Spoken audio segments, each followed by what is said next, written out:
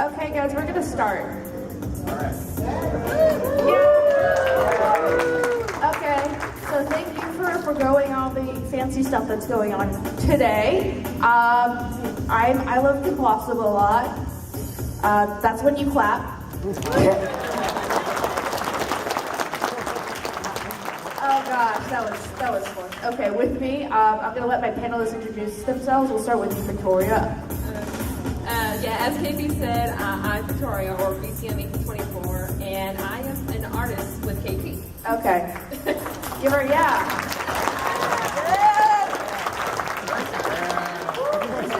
This is also Victoria's first panel, right? Yes. Okay. Yeah. Okay, go ahead, Corey. Can you even hear me in this? My name is Ewald, and I am an editor. That's pretty much it. Hey everyone, I'm a little shy if I am. KP literally pulled me out of the line to get on this panel, so this was completely unexpected for me, but I'm happy to be here. Little Shy is in the video, so I tweeted to anyone who wanted to, that was in the video that wanted to come by, they could be a panelist, so he's the only one who came, so yay! Okay, so raise your hand, how many of you saw the YouTube video? Oh, that's it? The one where the BronyCon announcement video. Okay, so none of you know what's gonna happen, pretty much. Okay, so thanks for coming. So, in case you don't know, for a KP panel, we always premiere something new. So I go to hundreds of cons, so that's the motivation for you to keep on coming back, I assume. So because this is BronyCon, this is the big one. We have a big project that we have to air. We have the 4th Equestria Girls review for you to see early.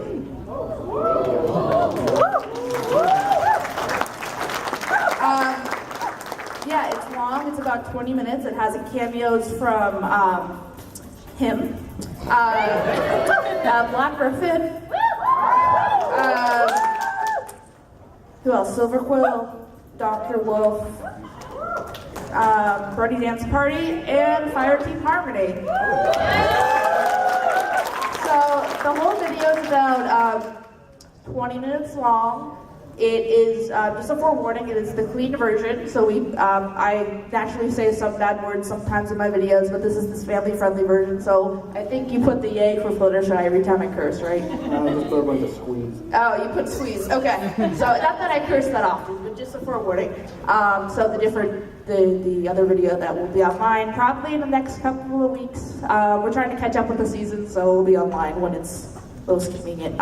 So just a reminder, no recording. At least this part. You can record the rest of the panel, but if I see a bootleg copy of this review, I'm coming after you. You better watch out. Okay, I'm going to try to get you guys excited one more time. So who's happy to be here?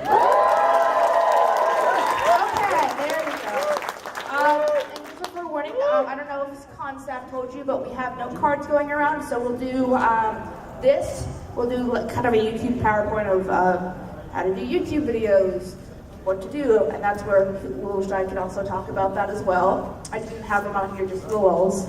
And then we'll do Q&A, and these are also team people, so feel free to ask them, because in case you guys don't know, for all two of you that were not around for bad things that happened, but I usually write my script, I record it, I put some of the jokes in, and Corey usually edits it, so he puts it in Premiere, and then he puts all the faces on and does all that, and then we go back and forth with approvals, and then that's how videos get done every week. And that's how it's nice because I've been sick all this summer, so I had a lot of pre-recorded stuff that that was already done. Hey Viva, everyone say hi Viva. Hi Viva. Okay. So yeah, that's about it. So if you have any good questions, again, and Victoria does the art, so what she does, you can tell, what do you do? Basically, we would do storyboard, character concept, colors, all that kind of fun stuff.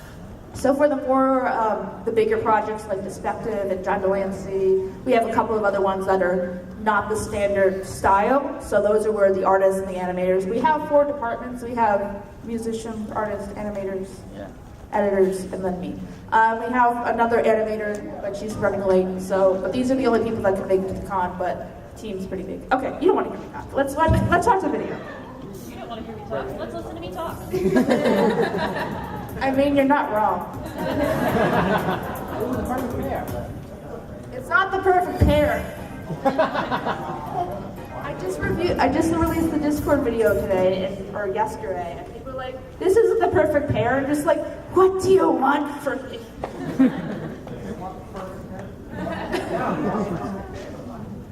Okay.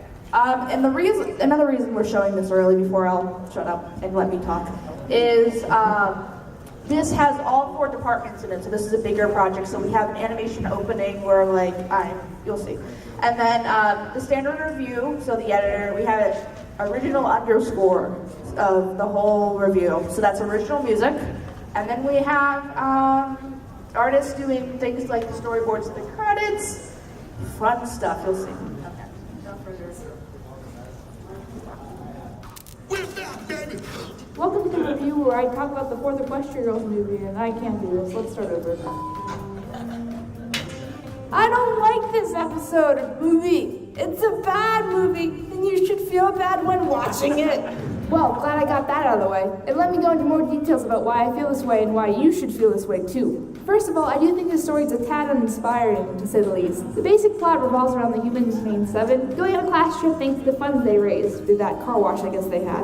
Okay, that's basic enough, but what went wrong? Well, for one, the story and the new characters are uninspiring as well. Speaking of which... It's Flash, right? Yep, that's me. Why? Why are you here? Why? We'll get to them later. There are only 2 other new characters, well 3 if you count Equestria Girls Filthy Rich, and they feel not transparent, but they're there to serve a goal. Timber is there to be the love interest. Gloriosa is there to be a well-intended villain that goes too far. That's really it. You mean that's it?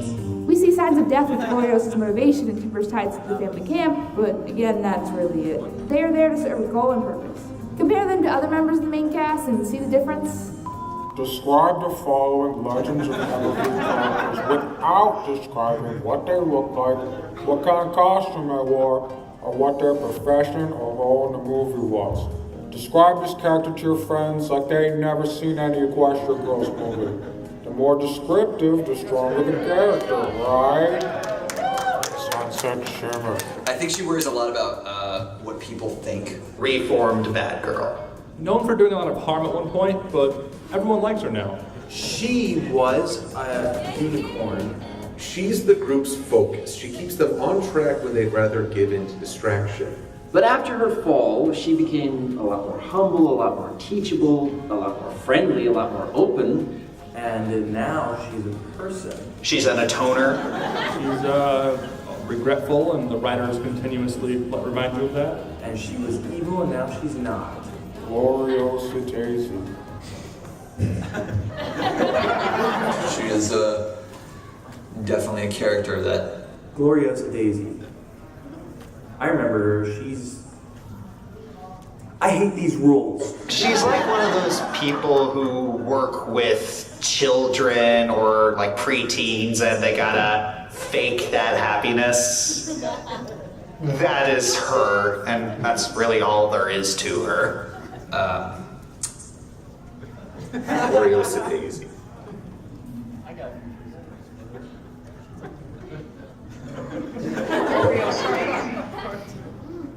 Next, pass. Micromanagitis.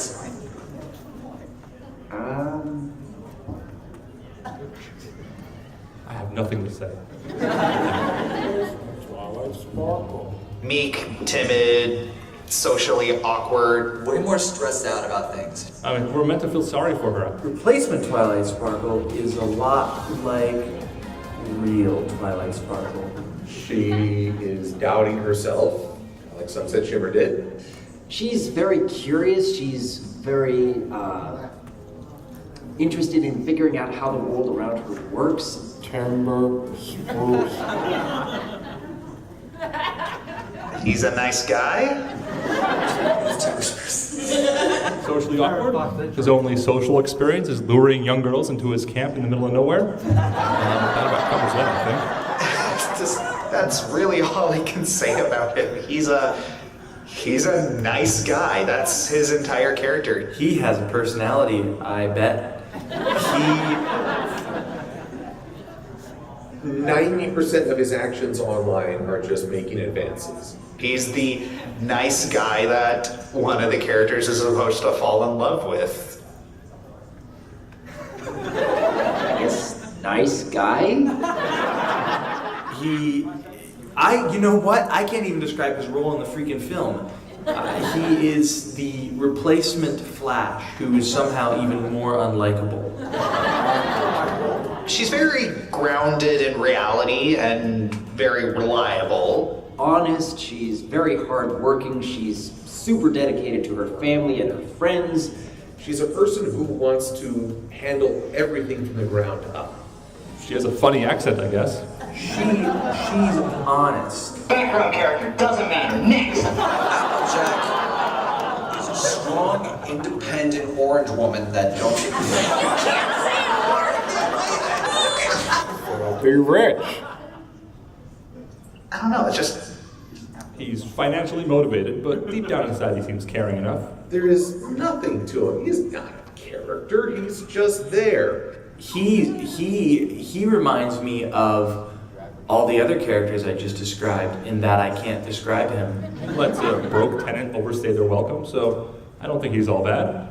Besides that, yeah. You're just supposed to hate him because he's got money behind it. The sirens. They talked. One of the sirens was dumber than the other two. There's the leader, the idiot, and the one nobody cares about. Smarter than the other two. A trio consisting of the leader, the comic relief, and the third one. I would call the neutral siren. See? You get it? You get the joke? Oh, okay. You got it. I'll go away now. Moving on, let's discuss the plot. The whole plot of the movie is around how the camp, which is a great place that Celestia and Luna had a great time in the past at, is in jeopardy of being lost due to filthy rich here. Did I mention spoilers? Yeah, I don't watch a video called a review without spoilers, okay? Thanks. You're welcome. Also, Glory Daisy, and don't mind me, besides it's better to turn into an evil plant monster and trap the kids at this camp than, I don't know, telling the truth? As you do, I guess. Get it? Because she turns into a tree? Never mind. That plan involves her turning into a giant plant monster to physically stop Filthy or nor the police from taking the camp. What? I don't understand this, lady. The only, I think, interesting part of this whole plot is Sunset, Nash, but also replacement Twilight's internal struggle with having the magic sparkle power up from last movie during her life by coming out again, I guess? A few things. Wasn't that only a thing because you had a crazy amount of supercharged magic? I get that you get magic a little later in the movie, but that's not a thing at the very beginning, right? I'm not sure. I'm not sure about half the things in this stupid movie. Anyway, let's just break it down or talk about it or like, whatever. Let's give them something to talk about. The movie opens up with replacement Twilight waking up from a nightmare that involved her sleeping in, and Midnight Sparkle, as the kids are calling her these days, returning to cause a ruckus. For future reference, I'm just gonna call her RT, because, yeah, retweet that shit, man. 420 Blaze It, life, whatever. 420 Blaze? Do it. So that's how you say 420 Blaze It, and that's how it works for some reason. RT is somehow unique dreams until the gang arrives at Camp Everfree, which isn't like that other camp, don't worry. What's this plant? Make the itching stop. Leave me alone. Anyway, this movie seems like it. But once the girls get there, they have this confrontation with Flash, implying of course Twilight won't come back and he needs to get over it. It's over, isn't it? Cough. This reminds me of a funny story. That's Vincent Tong. He plays Flash Century. He plays in the spin-off movies about how the ponies are not humans and they go to high school and he's like love interest. It's not important, Senpai, don't worry about it. The highlight of my Finn career. Well, at least we got these lines out of him. Cool story, bro. Wait, Does that mean we're finally free of the dreaded curse of Brad Flash Century? Could it be?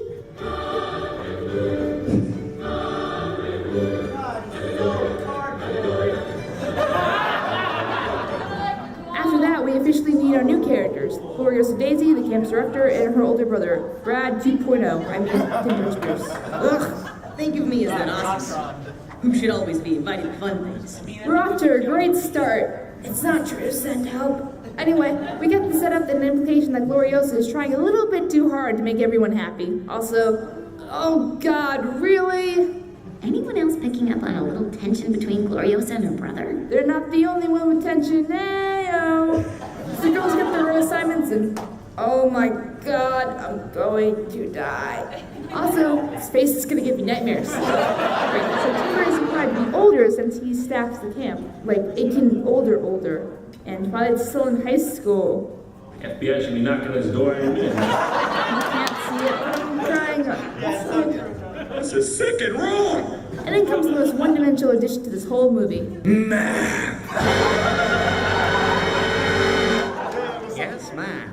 Human in shape but satanic in spirit, man likes to spend most of his time destroying things because he is worse than the devil if he was a pedophile. Exposing especially bad ones by having two-dimensional personalities, being written horribly, and having a chin size that even Bruce Campbell would be jealous of. Making have animals, burned down rainforests, and probably slept with your mother. If you should see man anywhere in your neighborhood, please make a pretentious animated feature with confused morals and no sympathetic three-dimensional villains. Man, if there's anything worse, it's not human.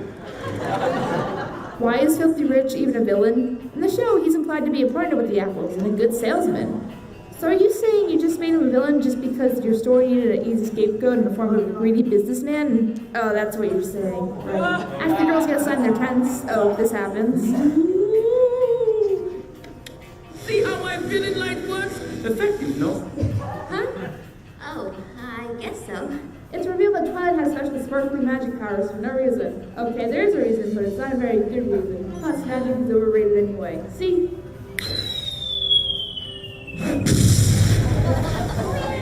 God! So the girls end up going to the dock and end up deciding that rebuilding the dock is what they want to contribute to the camp. So after the preparations of the dock are underway, we have our lovebirds on screen again. You can tell how thrilled I am by the sound of my voice. You're so thrilled. I'm so thrilled. Kill me now. Picasso nudes. That's not the only noodle I'm good with, baby. I'm not gonna stop, so don't ask me. After it gets dark, the group is treated to a campfire pit. Also, I'm gonna get lynched by the internet if I don't make this joke, so.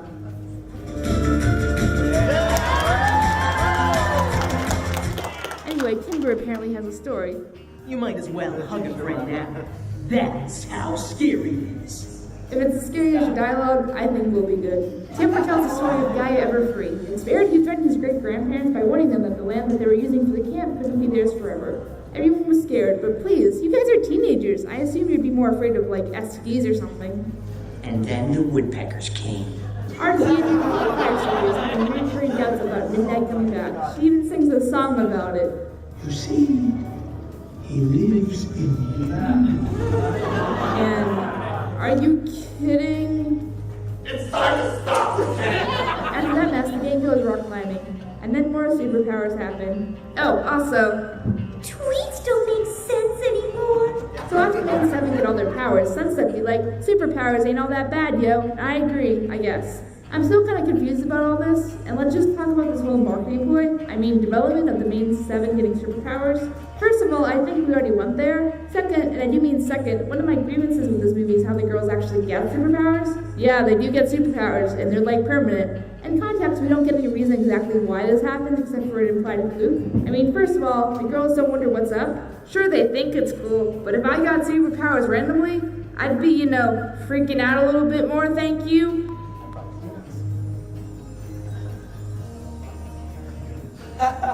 What? And there's another fact to think about. What about these girls' parents? How would you react if your child suddenly had magical horse powers? What do you mean you suddenly have magical horse powers? What? Or like a doctor? What do you mean you have magical horse powers? There's something medically wrong with you. Or like a science person? You have magical horse powers. We must science this. Or like I think the government might be interested in this. What do you mean you have magical horse powers? Do you want to be an Avenger?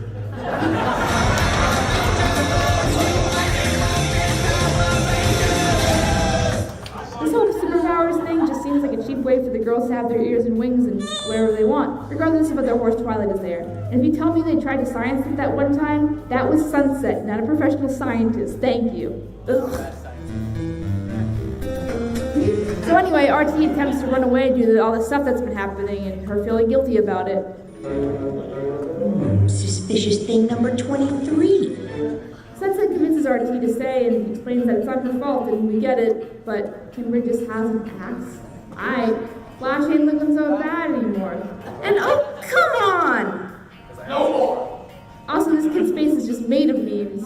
After Tinker complains about Gloriosa, Sherlock Sunset over here suspects him and went to a song about embracing the magic inside you or whatever. And I feel like this concept is silly, and the song, though nicely sung, has a let's sing about magic yet again feel to it, and stinks like yesterday's garbage.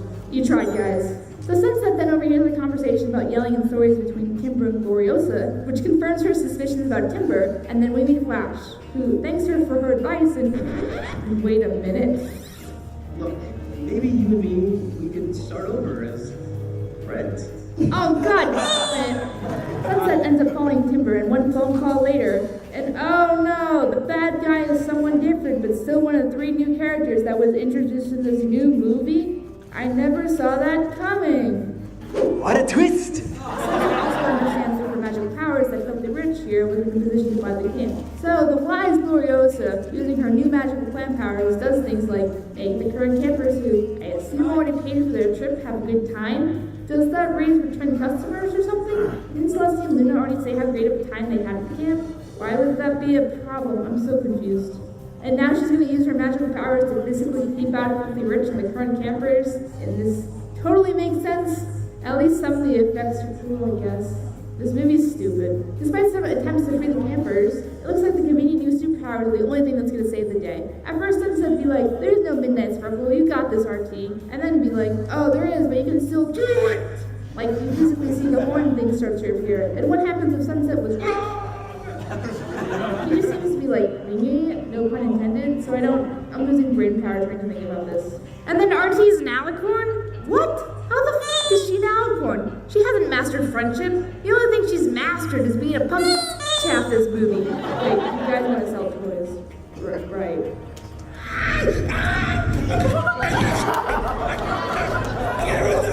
Times for the battle with Gloriosa sounding like derp, that Power Rangers transformation and newly acquired. After Gloriosa powers down, she apologizes and then tells the truth for once, and the group pulls a spontaneous ball that raises money to save the camp, and of course it does. In the end, this is just frankly a weak movie. The villains and the motivations are weak and unconvincing and a little confusing. You see, the love interest that doesn't really add anything except to sell toys, magical powers that frankly don't make any sense, that I feel like are only there to make the ponies look more relevant to the story, and it turns into a whole mess of ideas that, let's face it, are being written on the fly depending on how many Equestria Girls movies get greenlit.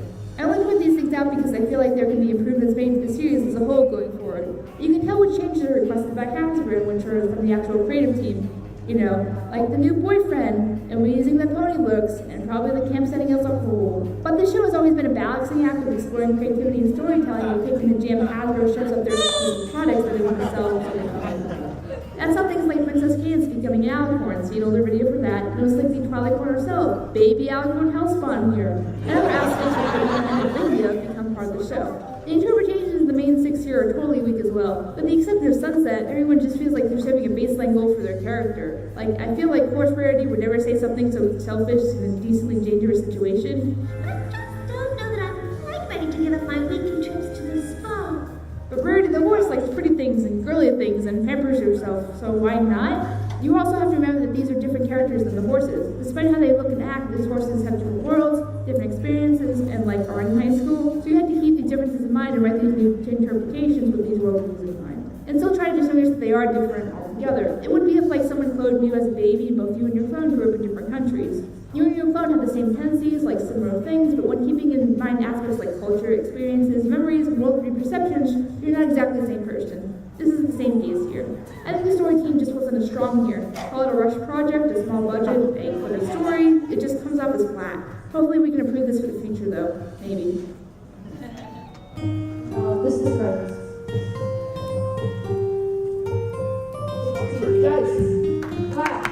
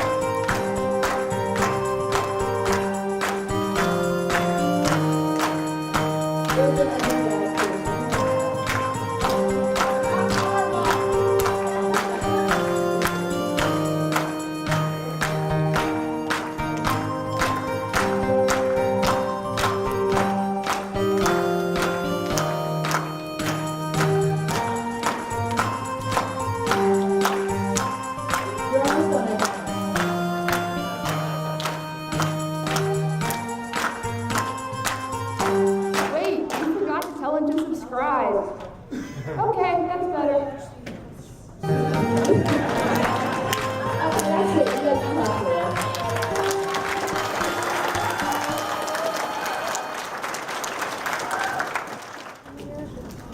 Hopefully my voice was loud enough for those in the back to hear me that grabbed the note card. Ask your questions, guys. Don't be shy. Yeah, come on. There's still some note cards in the back if my room I just manager feel like can they don't actually want to bring get those note up. cards back up here. Sorry, I left them back there.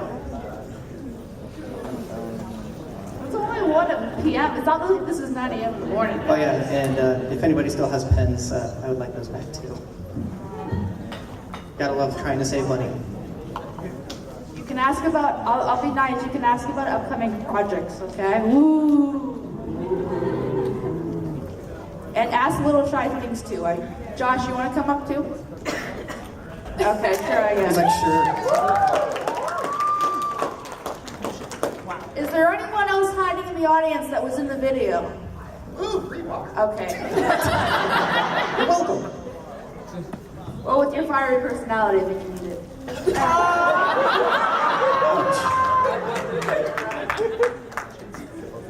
I immediately regret this decision. Josh also does YouTube videos, so this is all relevant. I think. Don't. It was too perfect. Do you blame me? You might need to water down those puns. Okay, also, while we're waiting for questions, Josh promised me that he would get me a Discord plushie. No! So you guys have to bother him about it. He's like, when I saw him yesterday, he's like, I hope you forgot. I'm like, I would never forget. Actually, I got a question already here. Tommy Pone asks, what is your favorite episode of Kim Possible? That's a good question. Well, you guys, what? Do you guys want anyone else watching Impossible? I know you do, right? What do you do? I have to think about that. Josh, you watch Impossible a lot? I've seen a couple of them. All right, I'll just answer this question. My favorite episodes are Time Between So the Drama, which is a movie, but I'm going to count it, and Graduation, and favorite standalone is Rappin' Drafkin'. That I know the lyrics to that song, by the way. This question is to all of you. To any tips for aspiring content creators?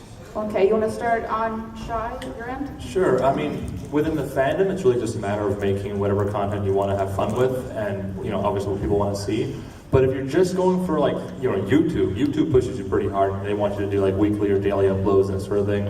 It's all about watch time and all that. But within the community, it's really just a matter of finding something you like to do and something people like to see.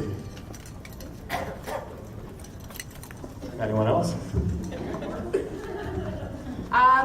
Corey, do you have anything? My best advice is the advice I always... He's a horse, whatever.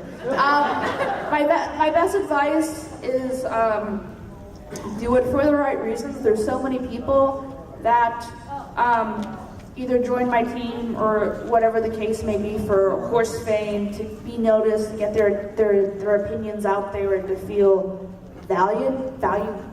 evaluated, whatever, validated. There you go. That's the word. I am 12. So it's really bad to go into with those expectations, and honestly, we don't accept people. Like when you have to fill out an application on the team, when they say, I want to be horse famous, I want to get my stuff out there, that's not a good reason to do what you do. So do it because you want to do it, not expecting anything.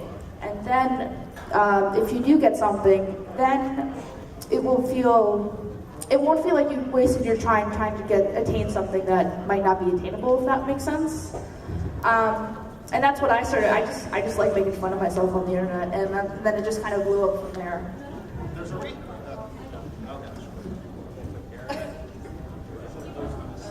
Testing. Okay, there we go. Yeah, I'm just saying, it's like there's a reason we call it horse fame, because it's not real fame. But anyways, it's yeah, that's pretty much my opinion, is that you need to do it because for the right reasons. It's like if you want to do, it's like do it for fun because you want to do it for fun because you're passionate about it. Do it because you have an opinion and you want to get it out there. You want to discuss it. You want to discuss things with people. Do it for a reason other than the fame, because the fame is fleeting, and this horse fame thing, it's not real. For money? And because money's real, but no. Because yeah, it's like it's cool to talk with other people. It's like I want to talk with Little Shy right there because he's awesome, he's funny. And it's cool to talk with the staff. It's cool to talk with the show writers and stuff. But I do not make enough of a livable salary. The only reason I am still eating food right now is because of the military GI Bill. Thank you. So yeah, it's very hard. Like I'm not at the point where I can monetize where it would be, even with or without my team, that would be worth it to monetize with all the work everyone does, or what I do even. Like I work about 20 hours a week with the team, and these guys work even more if they're on a project. So yeah, I mean, it's just not, I mean, maybe it will be that one day, but I'm not really, I just like making fun of myself, so whatever, it's fine. Next question, my good man? All right, so what is good, cheap software to start with from video to music? Good question. Shy, you want to start? Yeah, I can't really help with music, but video editing, I use HitFilm, and there's a free version of HitFilm, which I highly recommend anyone wanting to try it out. And of course, there are a bunch of free alternatives you can probably find through a Google search, but I'm not really informed on all of them. So yeah, HitFilm is my recommendation. You came to the right panel. We know all the answers. Go ahead, Corey. I use okay, or Josh. Am I just going to get cut off no matter what? Yeah. Anywho, I use Mac Video Pro X, and that's something that's about a couple $100, but there are budget versions. There are budget versions that you can get for like $70, $80 that you can do pretty much, you can edit things pretty much on the level of Silver Quill with just that. The team's primary software is we use Adobe, pretty much the whole Adobe suite, depending on what they're doing. Like I know Victoria uses Illustrator to draw the backgrounds for animation. Like, $20 a month. $20 a month, and there's also student discounts available. I'm not talking about There's also student discounts available. It's like a lot cheaper. So let me go with the video and kind of talk about how the process is made for each of all these things. We're trying to get them to spend less money. You're telling them to go to college? Ouch. I mean, they'll make more money, but it will just be like eventually. So this shot, okay, we'll go, stop it. So the opening shot is a pan down. So the camera moves down to it starts at the moon and goes down to the shot. So not only how we start with any animation on the team and just in the industry in general is we do storyboards, which is like a comic-like version of it. Does everyone know what a storyboard is?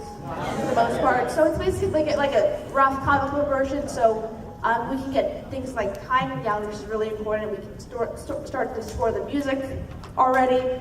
And the animators have a guide to what they're doing. So like a shot like this, it'd be a square, there'd be an arrow down, an arrow down. So once the artist gets this, Victoria, you can jump in if you want to. But they make this background on Illustrator, and which is in the Adobe suite. And the advantage of that is two advantages. we use Flash to animate, which is going out of style soon. We use Adobe Flash to animate the show accurate stuff, the John Delancey clip and the opening, and that little bit at the end is on Flash. And so Illustrator files can actually be imported into Flash. So A, and B, do you guys know what pixelation is? Pixelation is if you zoom into an image, it kind of looks really blocky after a certain point. So that's why, Like lots of little squares. yeah. So that's why we use in the videos. We find vectors or whatever really big images, so it doesn't look really cruddy if I do something like I zoom into the shot or like basically when the character suddenly gets closer. So Illustrator makes vectors, and the good thing about vectors is vectors can never be pixelized. So you could make this background as big as this skyscraper in New York, it would look fine. Or even tiny and it'll still be perfect. Yeah. Even when you make bigger. So we just made a big background for the shot, and then we just moved the camera down.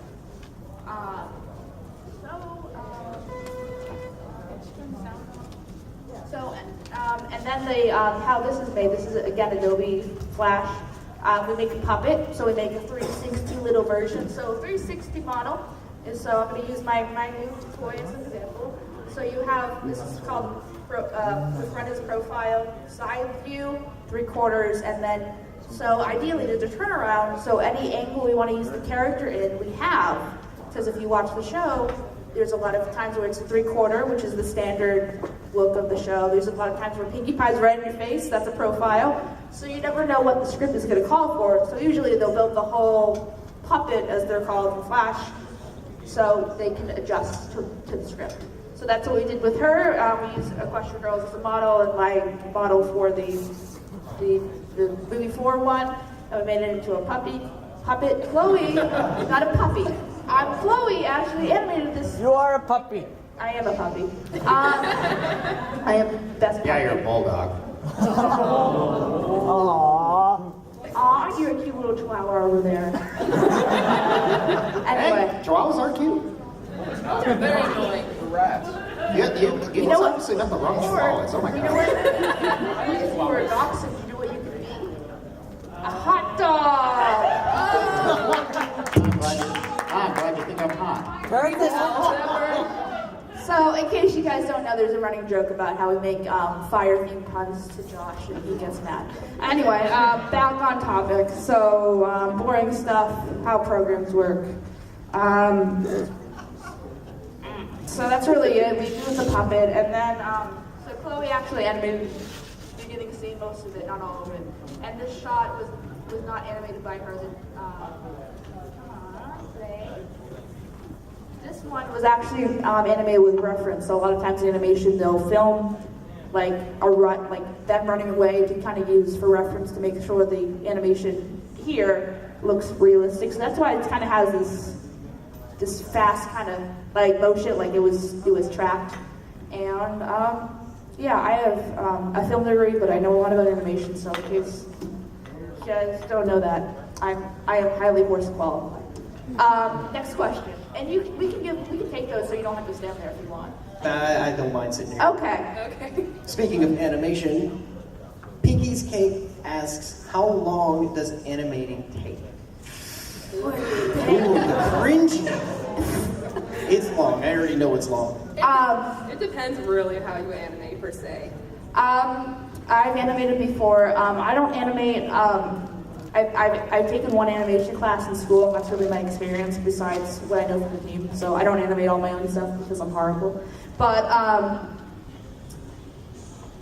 it's about, if you think about it, so do you guys know what frame rate is? So frame rate, in case you don't know, is how many images are produced on the frame to kind of imitate the motion, movement of, yeah, that. Illusion of motion, because they're just pictures at the end of the day. So animation is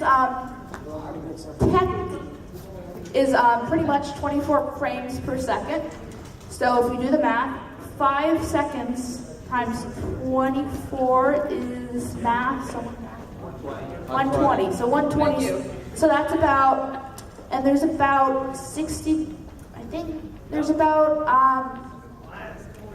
maybe 5 to 10 images per second, if I remember correctly. Someone correct me. So math that. That's a lot of images. So imagine how, that's the good thing about animation, because you don't really have to, it's all relatively simple, but you have to plan in advance. You have to kind of have your storyboard and kind of do the, do you guys know what keyframes are?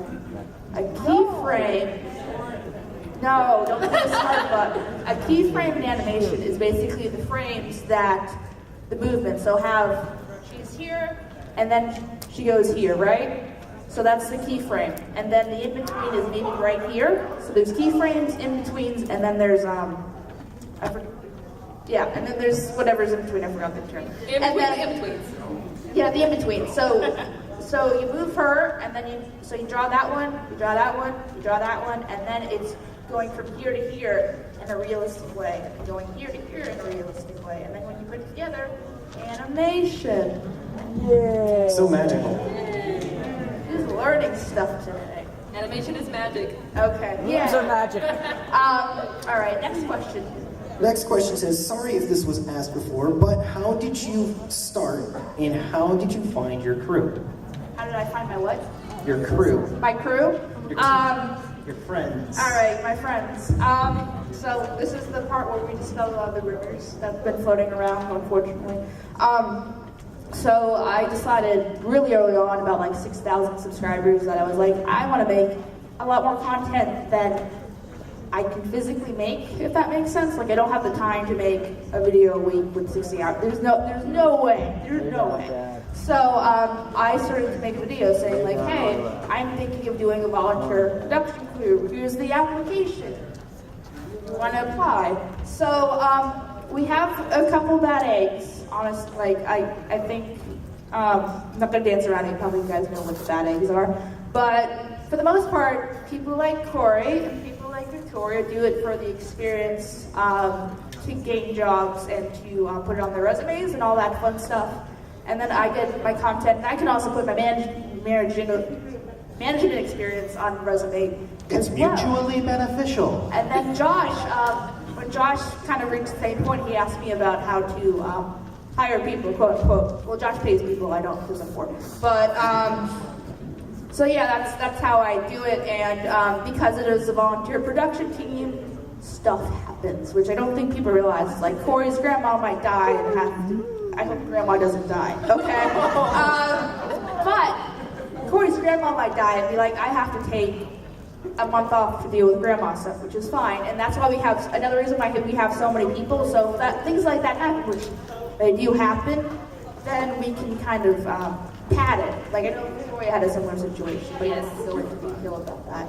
But, you know, and we lose people, we bring people, but the majority of the team is pretty consistent at this point, because people, the majority of the people on the team right now are in it for the long term, which is great. But every once in a while, we don't have enough musicians. We don't have enough artists right now. So if you want to do art, go to Corey or Victoria, and we'll get your info. But so yeah, that's how we do it. And if you want to join my team, or you want to not join my team, that's a good idea too. Just practice on your own. There's a bunch of YouTube videos about anything you could probably learn about how to do, how to edit, how to art, how to shape, how to do everything in Photoshop. I'm not at that level yet because, yeah, I draw traditionally, I animate traditionally, so I'm trying to learn how to do other things so I can get a job. Someone give me a job. Anyway, I know the feeling. Anyone else want to jump in on that? Well, yeah, doing a lot of stuff on my own when I realized that with my job, that I realized I need help. I can't do all of this on my own. So it started getting a couple editors together, but things still weren't getting done as quickly as I had hoped. And so KP actually, I bemoaned my situation to KP, and then she's like, "Well, you could try doing this." And she was very gracious. She was very helpful in me setting up my production crew. She gave me so many tips. She did so much for me, and probably would not be put out as much content as I did without her. So I want to give her a hand right now, please. Thank you. I owe so much.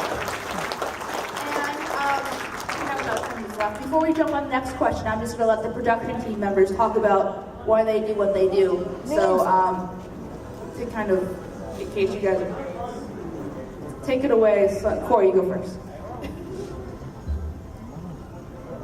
Where do I start? Well, did you become a horse? You have to take the mask off. I don't want to. Can you hear me? Yeah. Okay, I'll speak louder. I just wanted to make a lot of people happy, and honestly, I didn't really know what I was going into because, and you probably don't know this, but when I joined your team, it was kind of a joke. The guy in the horse mask. I'm not even joking. When I had like footage to send in to her, it was literally me just, it was Call of Duty footage with ponies on it. And me soundboarding and trolling people, and I sent it in and I'm like, well, if I get it, I guess I'll see what happens. And now I'm here a year later with really high quality production editing stuff, and I am like 100 times better in editing than when I started. And I love the fact that I can reach so many people and make them like happy with the content I make, even if it's like through her and stuff like that. And that's just like why I do it.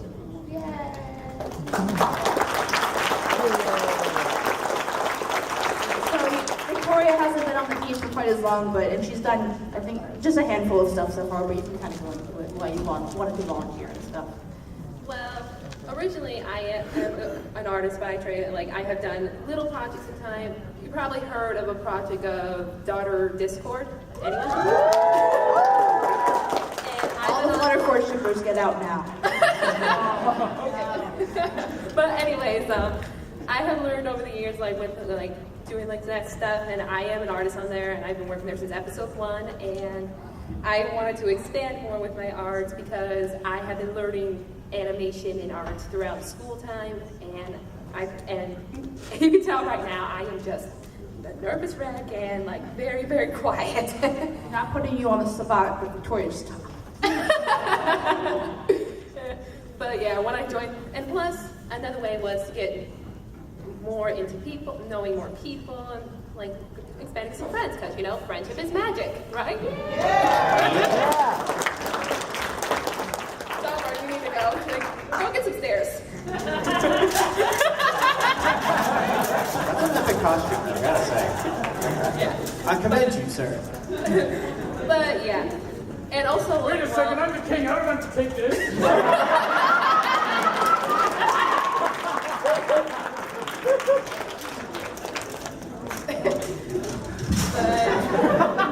I don't know if you planned this, but you're missing your horn.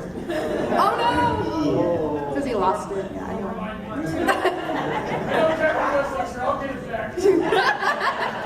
But anyways, getting back to my point, when I learned like with these projects, I've grown a little bit. And when I joined the KP team not too long ago, like I don't know, like March or something like that. But anyways, I have grown a little bit more, known about with projects, and also improved my skills, my own skills.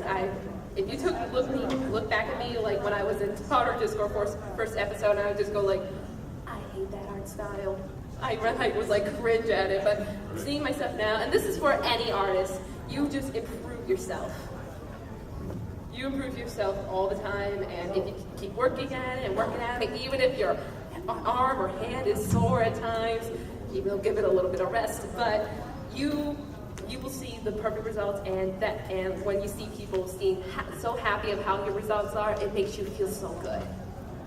And I think that's like one of the points, like, even though the channel's kind of, I'm the mascot of it, and you know, it's kind of weird for those outside looking in, like, she just makes some new stuff for herself. But not only can you practice your craft, like I've practiced my writing, I've written like 200 scripts by now, and I'm better.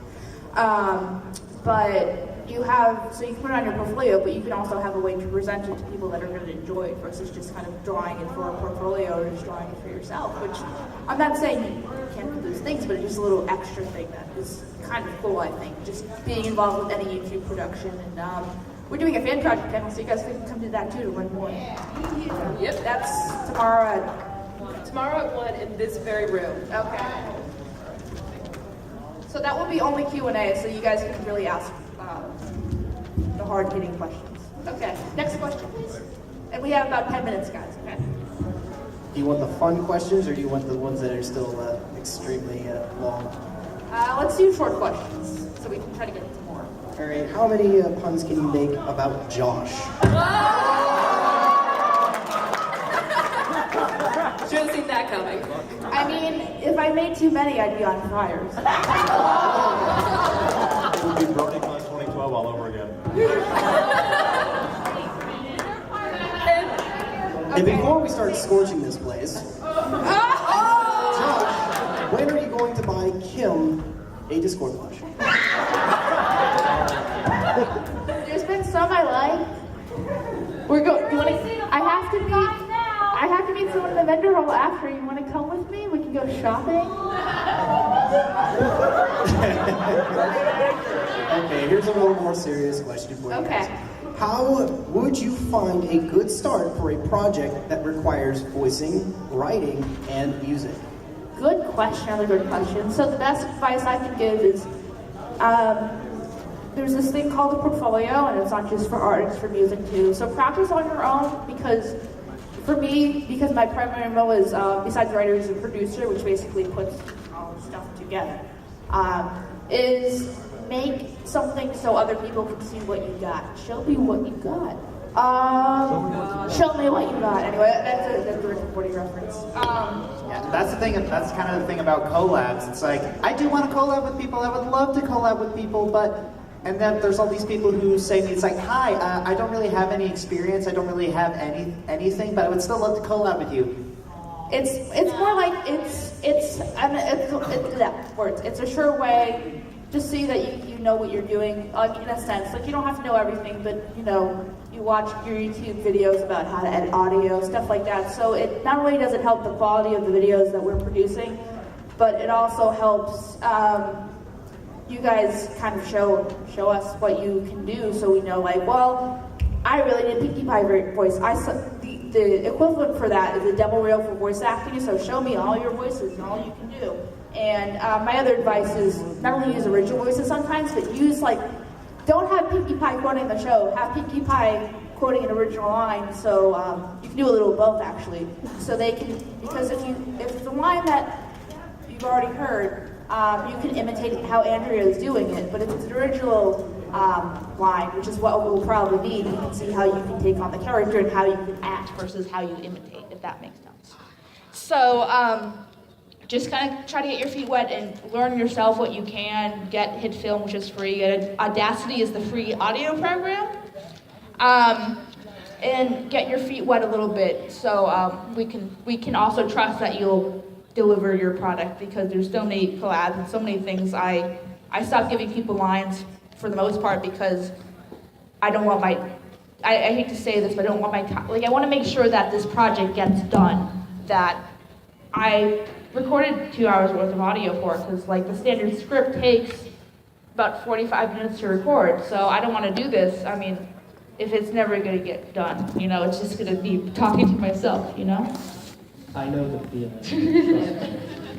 Josh, what do you recommend as a starting point for someone that wants to do reviews? Recommending as a starting point for someone who wants to do... Make sure you get a hot start. And the please continue. Big guy be sounding close right now. Good thing I got water with me. Okay, starting point for want to do reviews. Well, first thing is, get good software. You need to get good software, get good equipment. You need a good mic. If you're looking for something cheap but good, I recommend a Snowball. But if you're willing to drop a little more, I recommend getting a Blue Yeti. I have a Blue Yeti, even though my audio is still crap. Yeah, just get things. Get a good computer with a good video card. And a little bit of RAM in there as well. It's like you're gonna need a good rig in order to edit something really, really well. And explain what RAM is. Who knows what RAM is? Random access memory. It's Did you forget that? No, I know what it is. I'm just explaining it to people who don't know. Like what, like RAM on a computer is what? RAM on a computer, it'll keep your computer from crapping out from using it too long. Okay, so if you're going to Best Buy or something, I'm gonna take this hat off. Then you can ask for the specifics, because I never did that, because all I used it for my computer is to surf the web. But now that I'm doing more important stuff, I'm just like, oh crap, I have to be an adult about this, professional. So. But yeah, getting started on a review. Also learn how to, networking is really good. You need to learn how to network. It's like talk to some people, like put out a video, then ask someone, it's like, hey, do you want to work together on something? And it's like start building those connections, and then those connections like, hey, you want to bring on this guy for something? And then that's how things continuously build up. Mm-hmm. That's how the film industry works too. It's not what you know, it's who you know. So. Exactly. We have time for one more question. Good thing we only have one more question. Oh, fantastic. So convenient. I have very recently been wanting to start live streaming. The only problem is that I live right next to a railroad crossing. So it's kind of Bless your heart. with a lot of unscheduled train horns. Can I have some advice on how to turn a loud annoyance into something fun? It might be fun to make a joke Drinking out of game. This is a children's channel. So drinking game is fun. You can always call it the hype train's coming. So yeah, just kind of make fun of, make sure your audio is good anyway, but just kind of make fun of your environment. Or you can additionally get together with some friends and be like, hey, I want to make this thing, but this stupid train is in my way. So you could, maybe go to Billy's house and Billy can start a podcast or stream online or something like that. So that's also another idea. Libraries are your best friend. You can, if you find a lot of times, especially in college libraries, they have their own separate room with plugs and stuff. So people will just think you're doing your college homework, but you're actually streaming My Little Pony episodes, but no one has to know. Yeah, that's the thing. It's like turn your weaknesses, turn your faults into something special. Turn your weakness into a strength.